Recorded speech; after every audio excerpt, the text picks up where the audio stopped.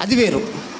కానీ చాలామంది ఏమిటో తెలుసా, నేను ఈ కుటుంబంలో ఎందుకు పుట్టినా, మా తల్లిదండ్రులు చేయబట్టి నా జీవితం ఇట్టున్నదని చెప్తాంటారు. నేను ఈయన చేసుకున్నా కాబట్టే, లేకపోతే నేను ఈమెను చేసుకున్నా కాబట్టి నా జీవితం ఇట్టున్నది అంటారు. అట్లా అనద్దు. ఒక నిందించడం ద్వారా ఓడిపోయేటోళ్ళు మాట్లాడే విధంగా మనం మాట్లాడద్దు. హల్లెలూయా. మనము గెలిచిన వ్యక్తులం. మనం గెలిచిన వ్యక్తులం. హల్లెలూయా. నా బంధువులు చేయబట్టి నేను ఈ విధంగా ఉన్నా అని అనొద్దు. నువ్వు దేవుళ్ళో ఉన్నావు. ఇప్పుడు నువ్వు నీ బంధువులకు లేదు ఆ కృప, నీకున్నది ఆ కృప. నీ జీవితం మార్చుకునేంత స్తోమత నీ దగ్గర ఉన్నది ఇప్పుడు. హల్లెలూయా. నీ నోరును కరెక్ట్గా మారితే నీ జీవితాన్ని మార్చుకుంటావు. అందుకే ఒకరి మీద మనము నిందించద్దండి. అయిపోయింది, వదిలేయి, దేవునికి వదిలేయి. ఎవరిని నిందించక ఇప్పటి నుండి.